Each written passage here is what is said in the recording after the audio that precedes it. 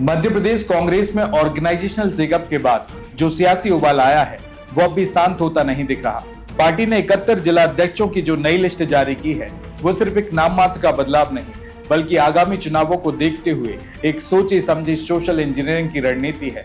लेकिन इस दाव ने पार्टी के भीतर ही डिसकंटेंट का तूफान खड़ा कर दिया है। कांग्रेस ने जातीय और सामाजिक समीकरणों को साधने की जो रणनीति अपनाई है उसमें हर जिले की नियुक्तियां बेहद महत्वपूर्ण हैं। इसलिए हम आज विशेष रूप से बात करेंगे मध्य प्रदेश के बुंदेलखंड के सागर जिले की।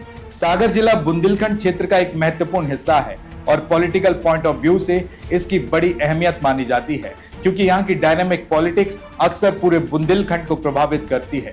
तो वहीं कांग्रेस ने एक तरफ कांग्रेस जिले की शहरी अध्यक्ष की कमान महेश जाटव को सौंपी है तो दूसरी तरफ ग्रामीण अध्यक्ष की कमान भूपेंद्र सिंह मोहासा को सौंपी है। यह नियुक्ति सिर्फ एक ऑर्गेनाइजेशनल चेंज नहीं बल्कि इसके पीछे एक गहरी पॉलिटिकल कैलकुलेशन है। सागर जिले में लंबे समय से कांग्रेस अपने ट्रेडिशनल स्ट्रॉन्ग होल्ड्स को वापस पाने की कोशिश कर रही है। यहाँ भारतीय जनता पार्टी की मजबूत पकड़ मानी जाती है और ऐसे में महेश जाटव और भूपेंद्र सिंह मोहासा की नियुक्तियों के पीछे पार्टी की कुछ खास उम्मीदें हैं। कांग्रेस ने ऐसे चेहरों को मौका दिया है जो ग्रास रूट्स लेवल पर काफी एक्टिव रहा है। यह संदेश देने की कोशिश की है कि अब लीडरशिप सिर्फ पुराने नेताओं तक सीमित नहीं बल्कि न्यू जनरेशन को भी आगे लाया जाएगा। तो वहीं कांग्रेस ने सागर जिले की सोशल फैब्रिक को ध्यान में रखते हुए इस नियुक्ति को अंजाम दिया है। एक तरफ दलित समुदाय से आने वाले महेश जाटव को जिला अध्यक्ष बनाकर और दूसरी तरफ सामान्य वर्ग से आने वाले भूपेंद्र सिंह मोहासा को ग्रामीण अध्यक्ष बनाकर कांग्रेस ने दलित और सामान्य वर्ग के मतदाताओं को अपनी ओर आकर्षित करने की भरसक कोशिश की है। अब नए जिला अध्यक्षों के सामने सबसे बड़ी चुनौती है फ्रेगमेंटेड पार्टी यूनिट को एकजुट करना, यानी कि जिले के भीतर कई गुटों में बंटी कांग्रेस को एक साथ लाना और सभी कार्यकर्ताओं में ऊर्जा भरना।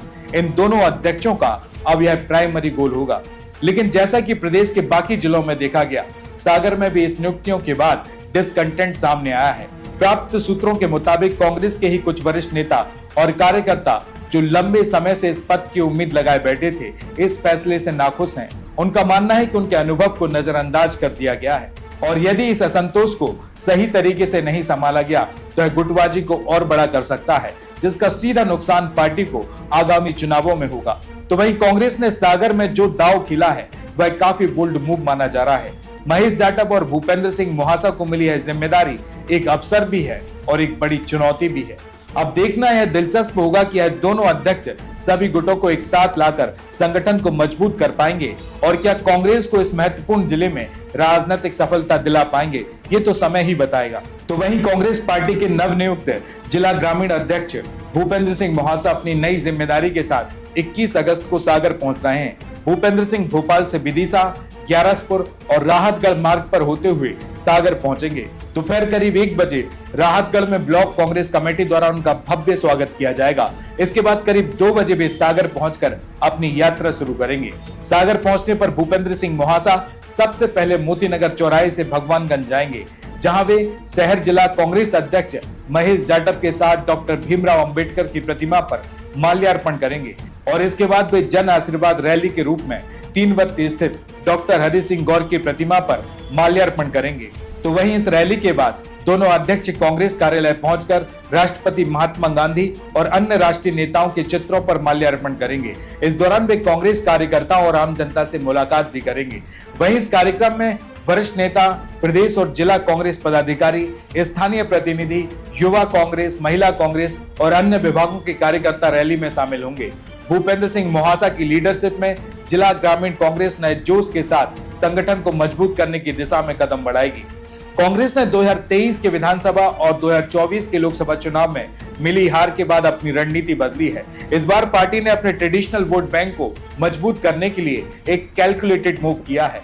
इस नई लिस्ट में सबसे ज्यादा 12 जिला अध्यक्ष ओबीसी वर्ग से बनाए गए हैं, जो यह दिखाता है कि कांग्रेस भारतीय जनता पार्टी की तरह मध्य प्रदेश के सबसे बड़े वोट बैंक ओबीसी पर अपनी पकड़ मजबूत करना चाहती है। भारतीय जनता पार्टी लंबे समय से ओबीसी नेताओं को मुख्यमंत्री पद देकर इस वर्ग को साध रही है। ऐसे में कांग्रेस ने भी अपने ऑर्गेनाइजेशनल स्ट्रक्चर्स में ओबीसी को प्राथमिकता देकर एक क्लियर मैसेज दे दिया है। देखिए, आदिवासी वर्ग से 10 और दलित वर्ग से 8 जिला अध्यक्षों को मौका मिला है, जो मध्य प्रदेश की आदिवासी समुदाय वाली 47 आरक्षित विधानसभा पर निर्णायक भूमिका निभाता है। झाबुआ, अलीराजपुर, मंडला जैसे आदिवासी बाहुल इलाकों में कांग्रेस ने अपने कोर बेस को वापस जीतने की कोशिश की है। वहीं दलितों को लीडरशिप देकर पार्टी ने बसपा और बीजेपी की सेंधमारी का मुकाबला करने की रणनीति भी बनाई है। तो वहीं इस लिस्ट में सबसे बड़ा सरप्राइज फैक्टर है कुछ सीनियर लीडर्स और फॉर्मर मिनिस्टर्स को जिला अध्यक्ष बनाया जाना। जैसे पूर्व मुख्यमंत्री दिग्विजय सिंह के बेटे यानी कि एमएलए जयवर्धन सिंह को गुना का जिला अध्यक्ष बनाया गया है। इसी तरह फॉर्मर मिनिस्टर ओमकार सिंह मरकाम को टिंडोरी और प्रियव्रत सिंह को राजगढ़ का प्रभार दे दिया गया है। पार्टी का कहना है कि सीनियर लीडर्स को ग्रॉस रूट्स लेवल पर काम करने के लिए मोटिवेट करेगा। जहां एक और कांग्रेस इस कदम को संगठन की नई जान फूंकने वाला बता रहा है, तो वहीं दूसरी तरफ पार्टी के भीतर प्रोटेस्ट और डिसेंट्स की खबरें सामने आ रही हैं। वहीं कई जिलों में तो बड़े नेताओं के सपोर्टर्स को नजरअंदाज कर दिया गया है, जिससे उनके खेमों में गहरी नाराजगी है। एक रिपोर्ट्स के मुताबिक कमलनाथ के करीबी कुछ नेताओं को लिस्ट में जगह नहीं मिली है। इसी तरह गुना में जयवर्धन सिंह को जिला अध्यक्ष बनाए जाने के बाद उनके समर्थकों ने भी विरोध प्रदर्शन किया। उनका मानना है कि अब जयवर्धन सिंह का कद घटाने की कोशिश की जा रही है। तो वहीं इंदौर, भोपाल और सतना जैसे शहरों में भी नए जिला अध्यक्षों की नियुक्तियों पर सवाल उठे हैं। कुछ नेताओं ने ओपनली सोशल मीडिया पर इसकी नाराजगी जाहिर की है। इससे लगता है कि आपस के झगड़े शांत होने की बजाय और बढ़ गए हैं। वहीं इसके बाद मध्य प्रदेश कांग्रेस अध्यक्ष जीतू पटवारी को इस असंतोष को शांत करने के लिए काफी मशक्कत भी करनी पड़ रही है। कांग्रेस ने अपनी इस संगठन सृजन अभियान के जरिए यह साफ कर दिया है कि वह मध्य प्रदेश में अपनी खोई हुई पॉलिटिकल ग्राउंड को वापस पाना चाहती है। जातीय समीकरणों को साध कर उसने भारतीय जनता पार्टी की डबल इंजन सरकार के विकास मॉडल को सीधी चुनौती दी है। हालांकि पार्टी के भीतर का असंतोष और गुटबाजी एक बड़ी चुनौती है। अगर पार्टी की आलाकमान इस विरोध को मैनेज नहीं कर पाए तो यह इंटरनल कॉन्फ्लिक्ट आगामी चुनावों में भारी पड़ सकता है। अब देखना यह भी दिलचस्प होगा कि क्या कांग्रेस का यह सोशल इंजीनियरिंग का दाव उसे 2028 के विधानसभा चुनावों में सत्ता के करीब ला पाएगा या यह महज एक और राजनीतिक प्रयोग बनकर रह जाएगा। आज की इस एपिसोड में बस इतना ही। मुझे दीजिए इजाजत। नमस्कार।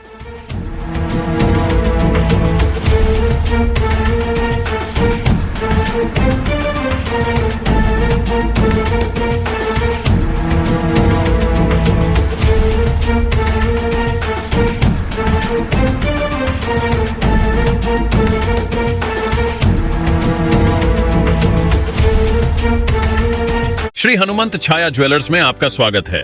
सच्चा सोना और कुशल कारीगरी, जहां हर गहना है एक कहानी और हर कहानी है एक खास पल।